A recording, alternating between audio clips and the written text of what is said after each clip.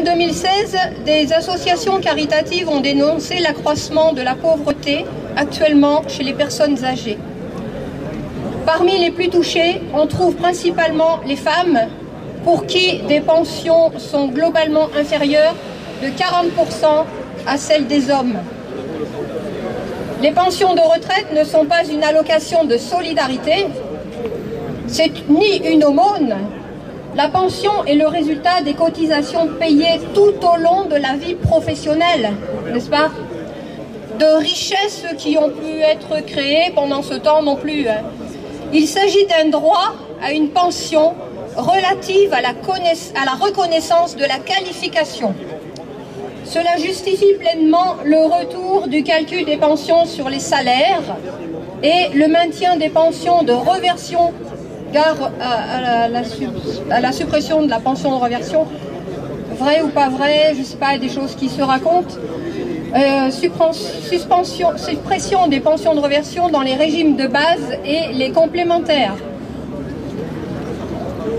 La santé malade des politiques. En matière de santé, encore une fois, un grand nombre de personnes âgées sont décédées de la grippe. Le danger était connu. Déjà, en 2015, le nombre de décès était supérieur à la période de la canicule de 2003.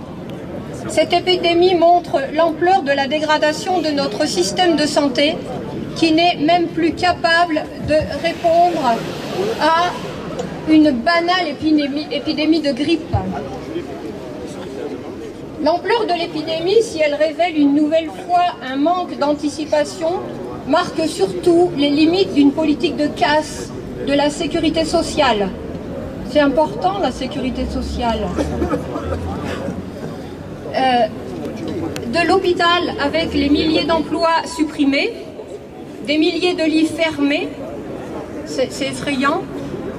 La course à la rentabilité, bien sûr. Hôpital, médecins de ville, spécialistes, dépassement d'honoraires, c'est de plus en plus difficile de pouvoir se soigner. Vous vous en êtes rendu compte. Aujourd'hui, trop de retraités ne sont plus en mesure d'avoir une mutuelle. Ça, c'est grave. Le plafonnement du remboursement des mutuelles a fait chuter le remboursement des frais de santé. Ce recul de société explique aussi pourquoi de plus en plus de retraités sont amenés à reprendre un petit boulot. Dans le temps, on disait « mes enfants ont un petit boulot pendant les vacances » pour aider à reprendre leurs études dans l'année. Maintenant, les enfants disent « mes grands-parents, ils font un petit boulot pour arriver à vivre ».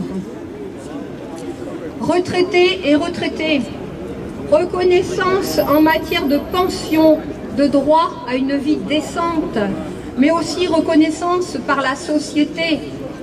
En effet, il est curieux de constater, par exemple, au travers de la loi d'adaptation de la société au vieillissement, ou dans les discours officiels, que l'on ne parle plus que de personnes âgées. On ne dit plus les retraités, mais on dit les personnes âgées. À quel âge est-on une personne âgée? Personne ne peut le définir. Est-ce à partir du moment où la personne âgée commence à avoir un handicap? La personne retraitée, quel que soit son âge, a travaillé des années, a versé des cotisations et a donc droit à une pension. On a besoin d'agir, on a besoin de vous, on a besoin de tout le monde. Je vois qu'on est nombreux aujourd'hui, mais il faudrait encore l'être davantage pour signifier nos besoins.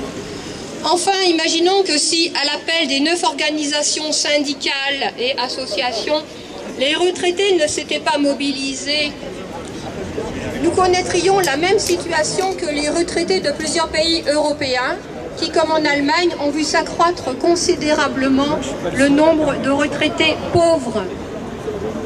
Il ne faut pas comparer, mais là, si, on peut, quand même, on ne va pas se rabaisser. Nos actions ont permis, n'oubliez pas, de petites améliorations.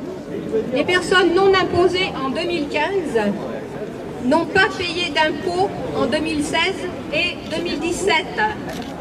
Les seuils de déclenchement de la CSG ont été relevés.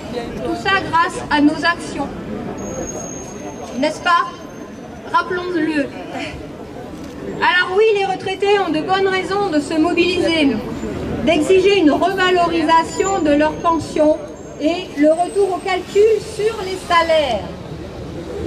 Se mobiliser le 30 mars aujourd'hui, c'est dire aux candidats à l'élection présidentielle que les 17 millions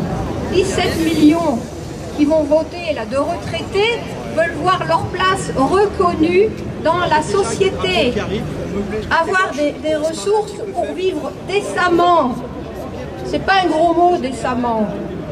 Pouvoir se soigner, se loger et lutter efficacement contre l'isolement social par une politique de transport, de culture, de services publics, de proximité. Déjà, on a dit presque adieu à notre poste. Afin d'aller rencontrer les retraités, les organisations et associations ont décidé ensemble de les consulter, on vous l'a dit tout à l'heure, sur la réalité de leur situation en matière de pouvoir d'achat, sur les questions liées à la perte d'autonomie pour eux et leurs familles, sur leur volonté d'agir. Ce questionnaire est là, remplissez-le s'il vous plaît. Nous ferons remonter les réponses, je vous le certifie. Et le questionnaire peut être consulté sur le site. Voilà, chers amis, chers camarades, nous allons aller tout à l'heure, si vous êtes d'accord, et je vous demande de nous suivre jusqu'à l'hôpital.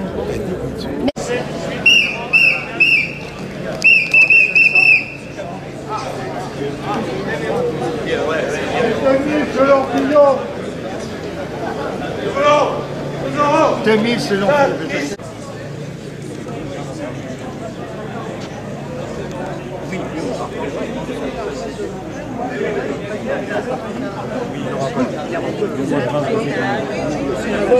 À la maison.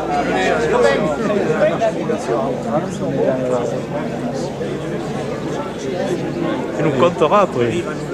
Encore des photos. C'est ça. Oui. Il y a des mecs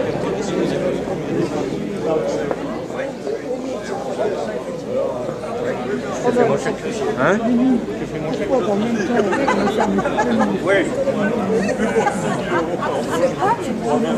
Côté intérieur, moi, j'ai mis.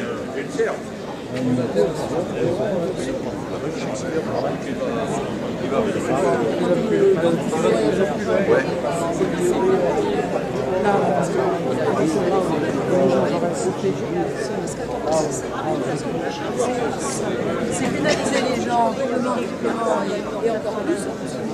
Oui.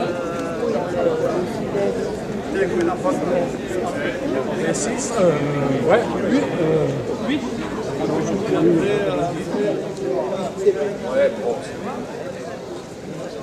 Oui, je pourrais continuer.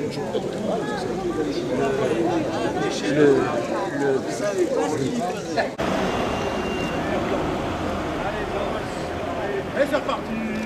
Et c'est reparti.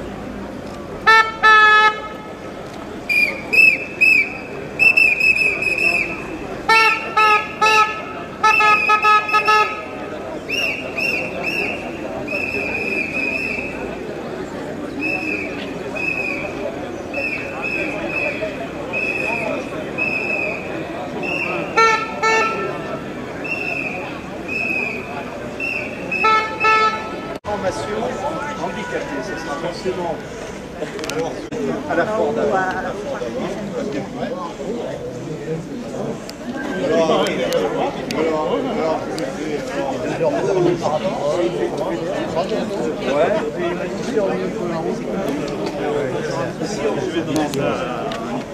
Votre salaire, ça vous augmentera aussi votre retraite. Alors il y a un petit jeune qui était là.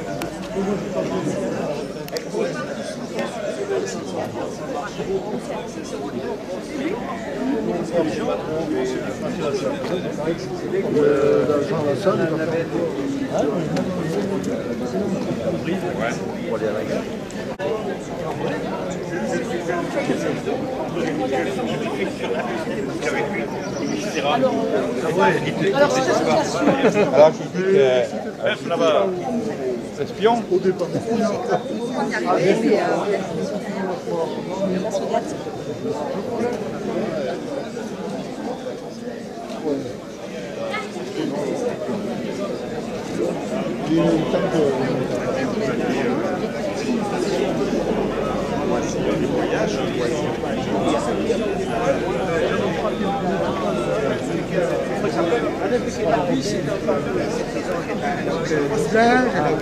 C'est la plaie de l'urne.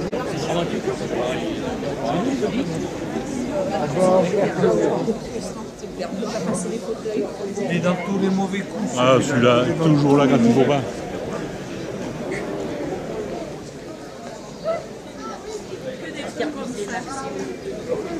Oui, mais il faut que je aussi déjà. Après, je me C'est comme la vie, c'est pas mieux manger.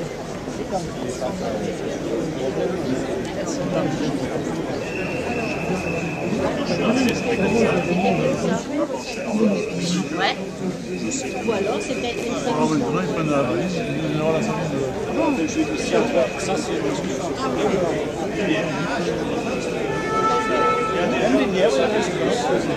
Ils se reconnaissent dans la manif.